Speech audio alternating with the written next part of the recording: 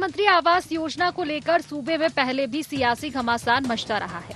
ये छत्तीसगढ़ की सियासत का एक बड़ा मुद्दा रहा।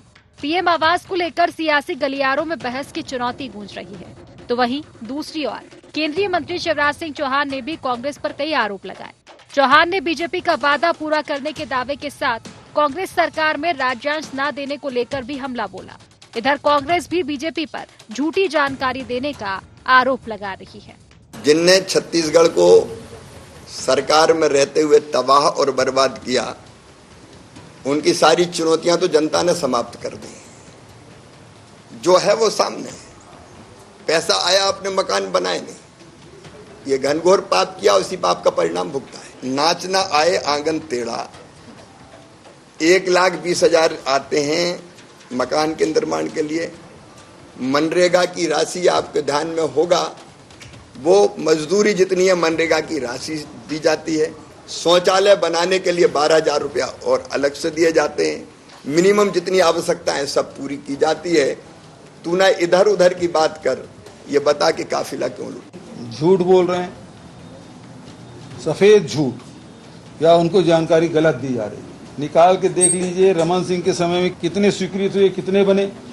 हमारे कार्यकाल में कितने स्वीकृत हुए, कितने बने।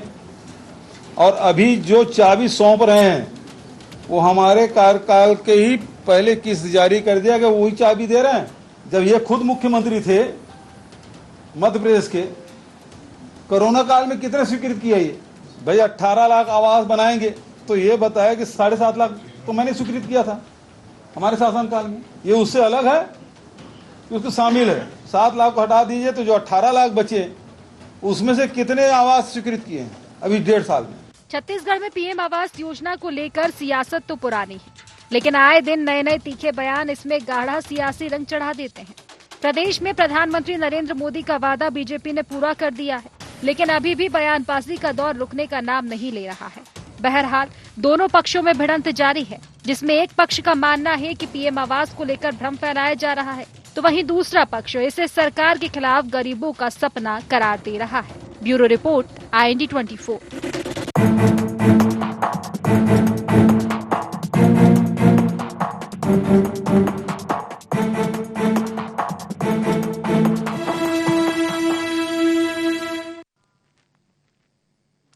नमस्कार, गुवाहाटी छत्तीसगढ़ देख रहे हैं आप और मैं हूं आपके साथ खुशी व्यास। आवास पर सियासत, जी हां, पिछले कुछ सालों में पीएम आवास का मुद्दा सड़क से लेकर सदन तक उठाया गया। हालात ये हो चुके हैं कि छत्तीसगढ़ और पीएम आवास पर सियासत एक दूसरे का साथ ही नहीं छोड़ रही है। सरकार चाहे जो भी हो, लेकिन पीएम आवास का मुद्दा लगातार सियासत में गूंजता रहा है। चुनाव के समय ये मुद्दा काफी उठा। इसके बाद मोदी की गारंटी में पीएम आवास को शामिल किया गया। 18 लाख आवास देने का वादा किया गया और आज जब ये वादा पूरा हुआ तो इसको लेकर एक बार फिर से सियासी सुर छत्तीसगढ़ में सुनने को मिल रहे हैं। तो आज इसी को लेकर हम चर्चा करेंगे, लेकिन उससे पहले गुहार पॉइंट्स जान लेते हैं। छत्तीसगढ़ में कब थमेगी आवास पर सियासत? बीजेपी क्यों लगा रही कांग्रेस पर आरोप? भाजपा की आवास योजना के दावे में कितना दम?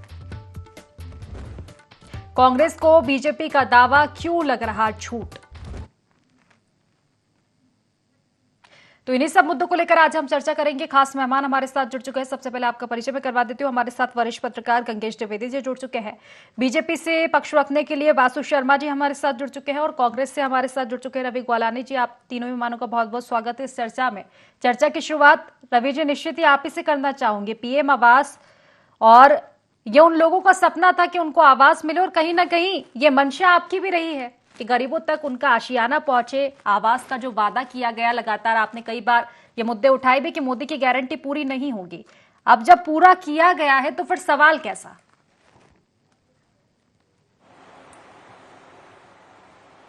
देखिए खुशी जी, कांग्रेस पार्टी शुरू से ही गरीबों की पार्टी रही है, गरीबों के लिए काम करने वाली पार्टी रही है और किसान हितैषी पार्टी रही है। और अगर आप इंडिया का स्ट्रक्चर समझेंगे तो फेडरल स्ट्रक्चर है, जिसमें केंद्र की अपनी एक भूमिका होती है और राज्य की अपनी एक भूमिका होती है। राज्य सरकार जब पिछले 5 वर्ष में हमारी थी कांग्रेस पार्टी की, तो हमने 7 लाख से ज्यादा मकानों की स्वीकृति दी। रमन सिंह जी की जब सरकार थी उसके पहले तो उन्होंने सिर्फ 2,30,000 के आसपास मकान की स्वीकृति दी थी। आज पहली किस्त भी जो हमारे भूपेश बघेल जी जब मुख्यमंत्री थे तो उन्होंने इसकी स्वीकृति की थी और पहली किस्त भी जारी की थी। 3200 करोड़ रुपए से ज्यादा का प्रावधान कांग्रेस पार्टी ने गरीबों के लिए इस योजना के अंतर्गत में किया था। तो आज जब भारतीय जनता पार्टी ये कह रही है कि इनकी ये योजना पूर्ण हो रही है तो प्रश्नवाचक चिन्ह तो खड़ा होगा ही कि आखिर इसमें से कौन सा हिस्सा निकल करके आ रहा है। जो 7 लाख से ज्यादा मकान की स्वीकृति कांग्रेस पार्टी ने दी थी वो है, या ये कह रहे हैं कि उसके अलावा ये कोई निकाल करके लाए हैं।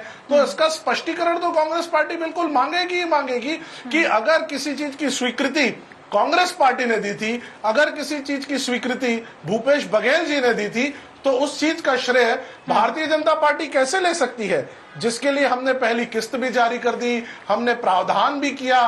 ठीक है, सरकार बदल गई तो जो शुरुआत में हमारे किए हुए कार्य थे, और अगर आज उसका ये कह रहे हैं कि हम चाबी दे रहे हैं, हम शिलान्यास कर रहे हैं, हम चीजें आगे बढ़ा रहे हैं, तो ये की हुई चीज तो कांग्रेस पार्टी की थी। तो श्रेय अगर ये सही मायने में किसी को दें तो वो भूपेश बघेल जी को देना चाहिए, ना कि वर्तमान मुख्यमंत्री को। ठीक है, चलिए वासु जी, क्रेडिट पॉलिटिक्स के अब आप पर आरोप है कि ठीक है स्वीकृत तो किए गए हैं लेकिन स्पष्टीकरण क्या दे पाएंगे?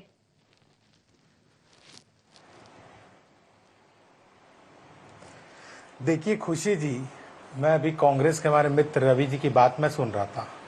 वो कह रहे हैं कि ये कांग्रेस जो है गरीबों की पार्टी है। गरीबों का नारा दे दे के इंदिरा गांधी से ये नारा चले आ रहा है कि हम आएंगे तो गरीबी हटा देंगे। 50 साल तक कांग्रेस की राज रही, देश से गरीबी नहीं हटी।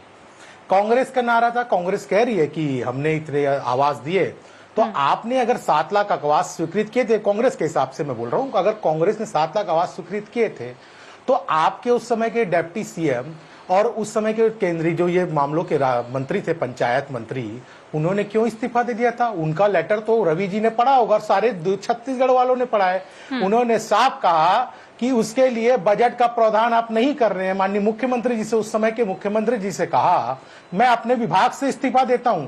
इतिहास में पहली बार ऐसी घटना हुई कि सदन छोड़ के वो चले गए। ये कांग्रेस पार्टी को नहीं दिख रहा है कि झूठ लाने से नहीं होगा। छत्तीसगढ़ की जनता ने सामने देखा है, और हमारी पार्टी नहीं, आपके पार्टी की नेता ने इस बात को कहा है। और निश्चित रूप से ये बात सही है कि ये कांग्रेस पार्टी जो हम जो आरोप लगा रहे थे, जो केंद्रांश आके पड़ा था, आवास बनने थे गरीबों के, लेकिन वो केंद्रांश वापस चले गया केवल राज्यान। और खुशी जी, बड़ी दुख की बात है, केवल इसलिए क्योंकि पीएम मोदी को इसका श्रेय ना मिल जाए। यानी इस टाइप की राजनीति कांग्रेस पार्टी ने गरीबों के साथ अन्याय किया, जिनको गरीबों को समय से घर मिल जाना था, क्यों नहीं मिला। और ये कह रहे हैं आखिरी चुनाव के समय आपने एक किस्त जारी की, और ये बोल रहे हैं कि किससे 7 लाख लोगों को जारी की। सरासर झूठ, एकदम सफेद झूठ है ये लोग बोल रहे हैं। जो खुशी जी 5 साल तक गरीबों को याद नहीं आई, चुनाव के समय एक किस्त देके क्या दिखाना चाह रहे हैं मान्यवर? वो तो जनता समझ रही, गरीब समझ रहे हैं कि भाई आप चुनावी एजेंडा जला रहे हैं। वो जनता ने सबक सिखा दिया। आज भारतीय जनता पार्टी की सरकार बनने के बाद हमने जो वादा किया था, पहले कैबिनेट पहले दिन 13 दिसंबर को जैसे ही माननीय मुख्यमंत्री जी ने शपथ लिया, तो कैबिनेट में जाके 18 लाख आवास की स्वीकृति प्रदान की, और लगातार 2011 की सूची में जो आवास पेंडिंग थे वो, और आवास प्लस सूची में 3 लाख से ऊपर मकान आज शिवराज सिंह जी यहाँ पर आए थे, उनकी भी सूची गई है। और 15,000 आवास जो नक्सली जो समर्पित कर रहे हैं, उनके लिए भी आवास की स्वीकृति माननीय शिवराज सिंह जी ने की है। तो दिख रहा है कि काम करने वाली सरकार है, गरीबों को ध्यान देने वाली सरकार है, ना कि राजनीति करने वाली सरकार है। अगर गरीब को सच्चे मायने में गरीबों को मकान देने का काम किसी ने किया है तो उसका नाम है भारतीय जनता पार्टी। चलिए ठीक है, बिल्कुल जवाब ले लेते हूँ रवि जी से एक छोटा सा, उसके बाद बंगेश जी के पास लौटूंगी।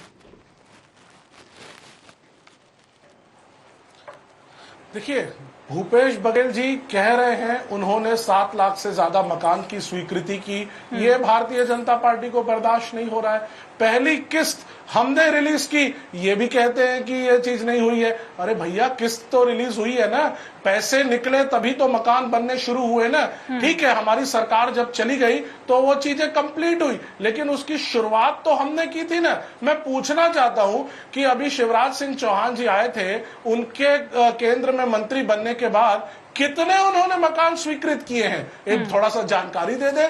कितना पैसा उन्होंने प्रदेश में दिया है, थोड़ी सी जानकारी दे दे। ऐसी कोई जानकारी तो है नहीं, स्पष्ट कर देना कि शुरुआत से कितना पैसा था, कितना केंद्र ने रिलीज किया, कितना अभी रिलीज हुआ। अगर आपको लगता है कि वाकई में इसका श्रेय आपको मिलना चाहिए तो तथ्य फैक्ट सामने रखिए ना। मैं तो बता रहा हूं आपको कि 3200 करोड़ रुपए से ज्यादा का प्रावधान हमारी सरकार ने किया था। पहली किस्त हमारी सरकार रिलीज की थी। 7 लाख से ज्यादा मकानों की स्वीकृति हमारी सरकार ने दी थी। मैं तो आपके सामने तथ्य रख रहा हूं, पॉइंट्स रख रहा हूं। आप अगर वाकई में अगर आपके पास कोई ऐसी चीजें हैं जो लगता है कि इसके विपरीत है, तथ्य रखिए ना। सिर्फ बोल देने से नहीं हो जाता वासु जी। अगर आपके पास वाकई आपकी बातों में कोई दम है तो तथ्यों से आप बात करिए। अगर मैं तथ्यों के सामने आपके रख रहा हूं तो तथ्य अगर आप रखेंगे तो ज्यादा बेहतर होगा।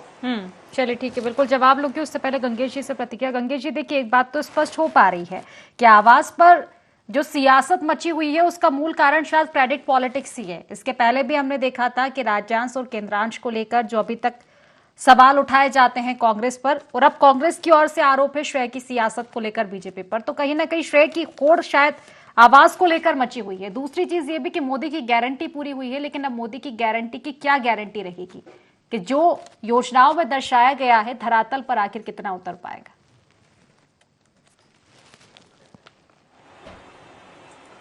देखिए, मुझे बहुत क्लियर याद है कि प्रधानमंत्री आवास योजना का जो पहला चरण हुआ था छत्तीसगढ़ के लिए स्वीकृत, वो 18 लाख मकान थे। भूपेश बघेल जी के शुरुआती दौर में वो स्वीकृत हुआ था और मेरे ख्याल से रमन सिंह जी के रहते रहते हो गया था। वही मकान मुझे लगता है अभी 18 लाख पूरे हुए हैं। 5 साल कांग्रेस का कार्यकाल, 1.25 लाख भाजपा के कार्यकाल मिला के। और उस समय उसके पहले जो योजनाएं चलती थी उसमें विवाद की वजह भी बता रहा हूं मैं आपको। पहले जो योजनाएं चलती थी गरीबों के आवास के लिए, उसमें 80% केंद्रांश होता था और 20% जो है राज्यांश होता था। कहीं कहीं पे 90% तक केंद्रांश रहा है। अभी मोदी जी ने जब नए पिछली बार जब योजना लाई तो उन्होंने 40% राज्य की जिम्मेदारी को, राज्य का राज्यांश की बात कही और 60% केंद्र की। तो भूपेश बघेल जी के समय जो विवाद हुआ था और इतना लंबा किया था मामला, वहां पे भी क्रेडिट पॉलिटिक्स ही थी। भूपेश बघेल जी भी चाह रहे थे कि जब 40% हम दे रहे हैं राज्य की तरफ से तो क्यों ना उसका क्रेडिट हम भी लें। और इसी वजह से ये चीजें डिले हो रही थी। बार बार टीएस सिंहदेव इस बात को लगातार इंगित कर रहे थे कि भाई मकान बनाना चालू करें, बाकी क्रेडिट पॉलिटिक्स आगे चलती रहेगी। लेकिन उसको लेकर लगातार काफी लंबी चर्चा चली और मामला डिले होता रहा। और दूसरी बात, 60% अगर केंद्र से आएगा तब तो 40% रिलीज करेंगे, ये वाला मामला भी था। तो राज्य चाह रहा था कि पहले केंद्र रिलीज करे पैसा तो बाकी पैसा हम मिला के उसको पूरा करेंगे। इस वजह से कुल मिला के, और चूंकि 2 साल कोरोना काल भी था, इसको भी हमें नहीं भूलना चाहिए। कांग्रेस शासन काल में 2 साल कोरोना काल था जिस समय पूरे दुनिया की अर्थव्यवस्था ठप पड़ गई थी। तो उस दौरान भी फंड रिलीज होने का सवाल नहीं उठता है केंद्र से आने का। तो इस तरह से चीजें खिंची और कुल मिला के ये हुआ कि टीएस सिंहदेव ने इस्तीफा दिया, तब मामला तुल पकड़ा और एक तरह से सरकार एक्टिव हुई और उन्होंने लगभग 8 लाख मकान अपने कार्यकाल के खत्म होते होते बनाने का दावा किया और उसके बाद 7 लाख और स्वीकृत किए। और ये जो भी खत्म हुआ है, मुझे लगता है वही सब मिला कुल 18 लाख मकान पहले चरण के कंप्लीट हुए हैं। अब मुझे लगता है जब ये रिपोर्ट सबमिट होगी 18 लाख कंप्लीट की, तब अगले चरण के मकान रिलीज होंगे। इसमें कोई पॉलिटिक्स वाली बात नहीं है, इसी तरह चरणबद्ध तरीके से ही काम होता है। अब अभी अगर कोई कहे कि आपने कितने स्वीकृत किए, अभी कोई भी नहीं बता सकता क्योंकि अब रिपोर्ट सबमिट होगी 18 लाख की, तब अगले चरण की स्वीकृति आएगी केंद्र से और उसको फिर केंद्र और राज्य मिलकर फिर उसको पूरा करेंगे। कुल मिला के ये लगता है मुझे मामला। निश्चित ही बेहतर बात आप कह रहे हैं। वासु जी देखिए, सवाल एक ये भी उठता है कि ठीक है, मोदी की गारंटी पूरी हो चुकी है, 18 लाख आवास का जो वादा था, ठीक है सारी चीजों को लेकर, लेकिन जमीन पर आखिर क्या उतरेगा। सुशासन त्योहार आप ही मना रहे हैं और ये भी चीजें देखी गई है कि आवेदन बड़ी संख्या में पहुंचे हैं आवास को लेकर।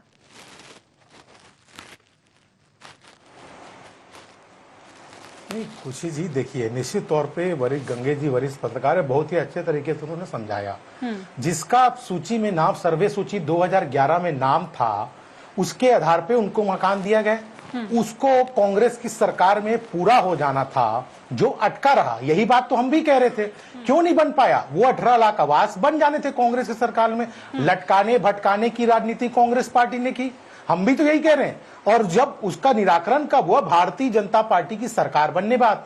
आवास पर सूची के 2018 में अभी 3 लाख से ऊपर मकान की स्वीकृति नहीं हुई है, तो ये नया मामला है। लेकिन 2011 के मामले अभी तक अटके हुए थे, जो आपकी सरकार में पूरा हो जाना था वो नहीं हो पाया। उसको कम से कम ये कांग्रेस के प्रवक्ता नहीं मान रहे, उस समय के जो मंत्री थे टीएस बाबा, वो खुद इस बात को बताए हैं और लेटर के जरिए इस बात को बताएं। अब कांग्रेस पार्टी के मानने नहीं मानने से कुछ नहीं होता। जब स्वयं के मंत्री इस बात को बता रहे हैं कि आपके उस समय के मुख्यमंत्री राज्यांश नहीं दे रहे थे, उन्होंने इस्तीफा दिया, ये जग जाहिर है, इसमें छुपाने वाली कोई बात नहीं। खुशी जी देखिए, भारतीय जनता पार्टी ने इसके लिए आंदोलन किया था और बड़ा आंदोलन किया था कि हमारी सरकार बनेगी तो हम ये सारे मामले पूरे करेंगे, और कर रहे हैं। इसमें राजनीति की बात नहीं, गरीबों का आवास मिल रहा है तो कांग्रेस पार्टी को दिक्कत क्या है, मुझे समझ से परे है। रवि जी, आखिर क्या समस्या है? क्योंकि देखिए, अगर बात निकली है तो दूर तलक तो जाएगी, और बात सिर्फ ज्यादा दूर की भी नहीं है, 1.5 साल पहले की तो बात है। और राज्यांश को लेकर तो आप तब भी गिरे थे, टीएस सिंहदेव की जो चर्चाएं उस समय हुई थी, तो ये सवाल तो रहेगा। बीजेपी का ये भी कहना है कि वो तो आपका अधूरा काम पूरा कर रहा है, कुल मिलाकर जनता को लाभ पहुंच रहा है, तो इससे संतुष्टि होनी चाहिए, ना कि सवाल।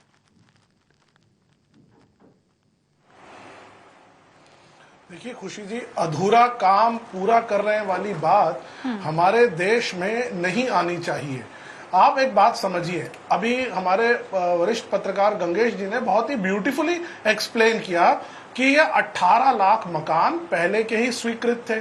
कांग्रेस पार्टी यही कह रही है कि 7 लाख से ज्यादा मकान की पहली किश्त हमने रिलीज कर दी थी। हम ये भी बात कह रहे हैं कि 3200 करोड़ रुपए से ज्यादा का प्रावधान हमने किया था, और 18 लाख मकान पूरे के पूरे हमारे समय में स्वीकृत हो चुके थे। हम तो एक ही चीज पूछ रहे हैं कि आज अगर सरकार चली गई, एक उसके बाद दूसरी सरकार आ रही है और उस काम को आगे कंप्लीट कर रही है, तो ये अकेले क्यों कह रहे हैं कि हमने ये काम किया है? क्या भूपेश बघेल जी ने इसमें कोई काम नहीं किया? क्या कांग्रेस पार्टी ने इसमें कोई काम नहीं किया? अगर पुरानी सरकार ने कोई काम किया है तो मैं समझता हूं कि उसको क्रेडिट अगर भारतीय जनता पार्टी देगी, तब भी आप क्रेडिट लेने के चक्कर में फंसे हुए थे, और अब भी इनके मुख्यमंत्री में रहते हुए बढ़ेगा। आरोप आप पर सीधे फिर वही है कि क्रेडिट लेने की जो पॉलिटिक्स है असली में, कि वो कांग्रेस कर रही है। पहले भी यही आरोप लगे थे, और अब फिर से कि भाई विपक्ष में होते हुए फिर इस तरह के मुद्दे आप उठा रहे हैं। देखिए, मुद्दे क्यों नहीं उठाएंगे खुशी जी? आज अगर अपनी पीठ थपथपाएंगे और कहेंगे कि ये पूरा काम हमने किया है, आपने कुछ भी नहीं किया, तो ये मुद्दे क्यों नहीं उठाए जाएंगे? क्या जनता को भ्रमित करने के लिए भारतीय जनता पार्टी सरकार में बैठी है? क्या जनता को गुमराह करना चाहती है? क्या जनता को दिशा से भटकाना चाहती है? अगर ये गलत काम करेंगे तो निश्चित विपक्ष का काम है जनता को सही चीज बताना। और खुशी जी, मैं तथ्यों पे बात कर रहा हूं, मेरे पास सारे फैक्ट्स हैं, फिगर्स हैं। मैं और अगर मेरी कोई भी चीज आप जांच करना चाहते हैं तो बिल्कुल जाकर के जांच कर सकते हैं, कोई भी चीज गलत नहीं है। मैं पूछना चाहता हूं भारतीय जनता पार्टी से, इनके अभी जो मंत्री जी आए हुए हैं शिवराज सिंह चौहान जी से मैं पूछना चाहता हूं, आपके चैनल के माध्यम से मैं पूछना चाहता हूं, वो बताएं तो सही कि वो जब मंत्री बने उसके बाद कितने उन्होंने मकान स्वीकृत किए हैं, कुछ बताएं तो सही। 18 लाख जवाब ले लेते हैं वासु जी से। वासु जी, आप अकेले श्रेय नहीं ले सकते। इसके अलावा क्या उन्होंने कोई नया काम स्वीकृत किया है? क्या बताएं ना, तथ्य रखें। ठीक है वासु जी। अब देखिए खुशी जी, इनके पास तो मौका था, पूरा श्रेय लेना था इनको। हम तो कह रहे हैं खुशी जी, हम तो कह रहे हैं पूरा श्रेय लेना था इनको। अरे गरीबों का मकान बना देते, आप ही श्रेय लेते। हमको श्रेय की जरूरत नहीं है, हमको गरीबों का मकान बन जाए, इससे मतलब है। प्रधानमंत्री मोदी जी ने इस नियत से काम किया कि लोगों का कच्चा घर पक्का। इन्होंने तो इंदिरा गांधी जी ने नारा दिया था कब से कि गरीबी हटाएंगे, गरीबी नहीं हटा पाए, अब वो काम मोदी जी कर रहे हैं। तो श्रेय लेने की बात नहीं, हम तो चाहते हैं ये पूरा श्रेय ले ले, लेकिन काम किया होता तब श्रेय मिलेगा ना। जो काम कर रहा है उसको श्रेय आज मिल रहा है। अब इनको बड़ी तकलीफ हो रही है तो तकलीफ होने दीजिए, उससे कोई मतलब नहीं है। जनता देख रही है कि कौन काम कर रहा है, कौन लटकाने भटकाने की राजनीति कर रहा है। अभी रवि भाई कह रहे हैं कि हमने काम किया, तो चुनाव के समय ही क्यों याद आई गरीबों की आवाज देने की? 5 साल तक सरकार थी तो गरीबों की चिंता क्यों नहीं की गई? यही सवाल तो हम उठा रहे हैं, उसका जवाब नहीं है। और हमारी बात मत मानिए, आपके उस समय टीएस बाबा की बात को रवि जी कह दे अभी आपके मन से कि टीएस बाबा उस समय झूठ बोल रहे थे, तो मैं मान जाऊंगा। अभी कह दे रवि जी कि टीएस बाबा ने पत्र में जो बात लिखी थी वो झूठी है, अभी कह दे तो बात खत्म हो जाएगी। कह दे रवि जी।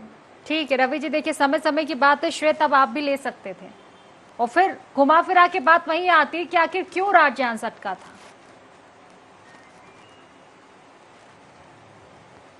देखिए, बात श्रेय की नहीं है खुशी जी। बात यह है कि अगर भारतीय जनता पार्टी भ्रामक जानकारी देगी तो उसका जो है वो कड़ा विरोध और सही चीज को जनता तक पहुंचाने का काम कांग्रेस पार्टी करेगी। देखिए, गंगेश जी ने कहा था, मैं उस बात को रिपीट करता हूं, 5 वर्ष का पीरियड था जिसमें 2 वर्ष से ज्यादा का समय कोविड में चला गया।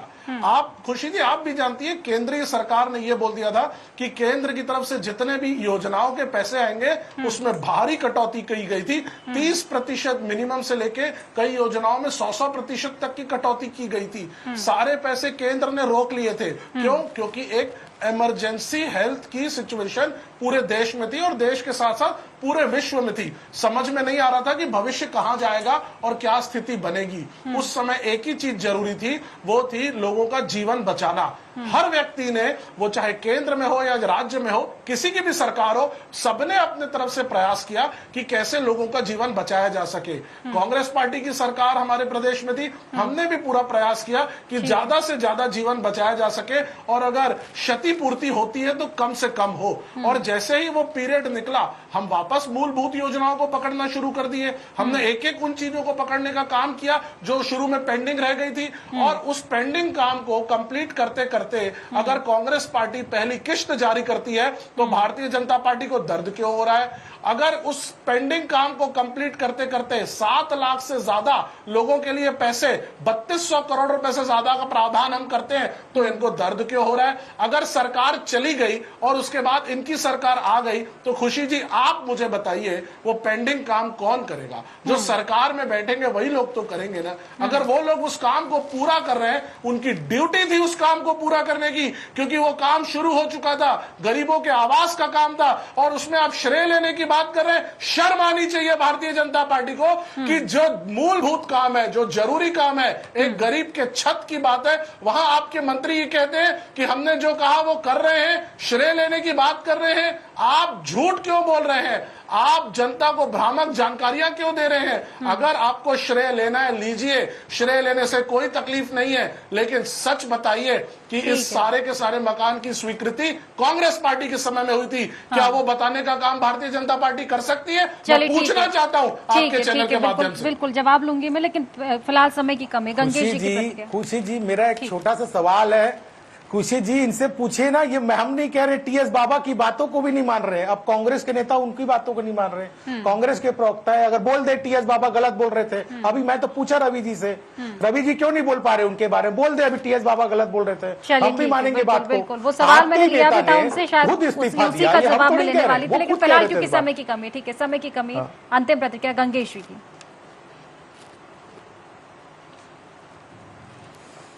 देखिए, मुझे लगता है, देखिए 3.5 लाख मकान की चाबी आज शिवराज सिंह ने सौंपी है। इसका साफ मतलब 1.25 साल में 3.5 लाख मकान उन्होंने एक्स्ट्रा बनाए। बाकी तो कांग्रेस को क्रेडिट इनडायरेक्टली जा ही रहा है। तो मुझे लगता है कि इसको मिल बांट के दोनों को शेयर करना चाहिए क्रेडिट को। और कि कुछ मुझे अच्छे से 8 लाख मकान तो भूपेश बघेल जी कार्यकाल में बन गए थे। उसका 7 लाख और स्वीकृत गए थे। और बचे 3-3.5 लाख अभी ये इस कार्यकाल में हुए, जो पुराने बचे थे, और ये अभी मिलाकर टोटल 18 लाख हो रहे हैं। तो बड़ा इसमें कहना चाहिए, सही मायने में तो बड़ी संख्या में तो कांग्रेस कार्यकाल में पूरा हो गया था। इसका मतलब अधूरा भी था तो काम उसके शुरू हो गए थे। तो कुल मिला के अब कांग्रेस को उस पर दावा कर देना चाहिए, इसमें कोई तो दो मत नहीं हो। तो 3.5 लाख का बस दावा कर रहे हैं। 3.5 लाख मकान की चाबी सौंप के उन्होंने कहा पूरा होने का दावा किया है। और तो मुझे नहीं लगता कि इसमें बहुत ज्यादा पॉलिटिक्स करने की बात है। इसमें तो अपने आप ही आंकड़ा समझ में आ रहा है कि कांग्रेस काल में कितना हो गया था और भाजपा कार्यकाल में 1.25 साल में कितने काम हुए। जी, लेकिन फिर भी सियासत इस मुद्दे पर तो बरकरार है ही सही। आवास मिले तो भी, नहीं मिले तो भी। फिलहाल क्योंकि समय की कमी, इसलिए चर्चा को समाप्त करना पड़ेगा। आप तीनों मेहमानों का बहुत बहुत शुक्रिया इस चर्चा में जुड़ने के लिए। तो देखिए, आवास पर सियासत लगातार जारी है और काफी समय से सरकार कोई भी रही हो, लेकिन इस मुद्दे पर सियासत हुई है, और सियासत हुई है श्रेय की सियासत। एक बार फिर से यही सुर सुनाई दे रहे हैं छत्तीसगढ़ में। लेकिन अब देखने वाली बात होगी, जो वादा किया गया था बीजेपी की ओर से वो पूरा हो चुका है। अब आवाज भी मिलेंगे लोगों को, उनके आशियाने मिलेंगे, लेकिन इस पर सियासत और कितनी आगे बढ़ेगी ये देखने वाली बात होगी। तो फिलहाल गुवाहाटी छत्तीसगढ़ में बस इतना ही। आप बने रहिए IND 24 के साथ। नमस्कार।